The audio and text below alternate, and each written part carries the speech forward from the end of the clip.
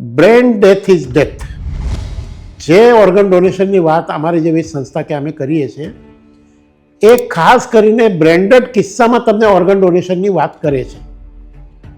એક બીજી વાત પણ હું આગળ પોડકાસ્ટમાં કરવાનો છું, પણ આ બ્રેન્ડેડ કિસ્સામાં જ્યારે ડૉક્ટર તમને આવીને કહે છે કે તમારા XYZ સંબંધી એ બ્રેન્ડેડ થયા છે, તો બ્રેન્ડેડ થયા છે એનું મતલબ છે કે એનું ડેથ, એનું મગજ કામ કરતું બંધ થઈ ચૂક્યું છે અને ફરી એને કામ કરતું કરી શકાય નહીં.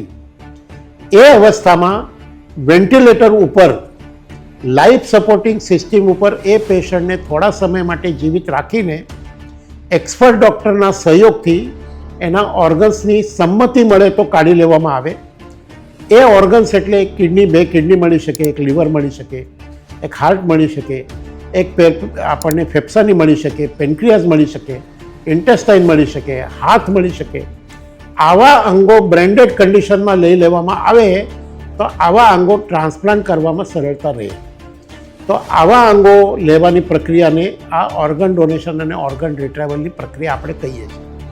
પણ ટ્રાન્સપ્લાન્ટ માટે પણ એ ઓર્ગન જ્યાંથી મળે ત્યાંથી જ્યાં ટ્રાન્સપ્લાન્ટ કરવાના હોય ત્યાં સુધીની જે પ્રોસિજર છે એ સમગ્ર સરકારી પ્રક્રિયા છે. એક રીતે જે તે હોસ્પિટલમાંથી વાહનો આવે, એના સાધનો આવે, એક્સપર્ટ ડૉક્ટર્સે ઓર્ગન રિટ્રાઈવ કરે, વ્યવસ્થિત એને બોક્સમાં પેક કરે અને લઈ જવા માટે જો દૂર લઈ જવું હોય તો ગુજરાત સરકાર અને અન્ય રાજ્યોમાં પણ પોલીસના સહયોગથી ગ્રીન કોરિડોર કરીને, ગ્રીન કોરિડોરનો મતલબ છે કે જ્યારે એના માટે એમ્બ્યુલન્સ લઈને નીકળે ત્યારે રસ્તામાં કોઈ પણ વાહન એને ક્રોસ કરતું નથી, એ રીતે એને ઝડપથી લઈ જવામાં આવે છે.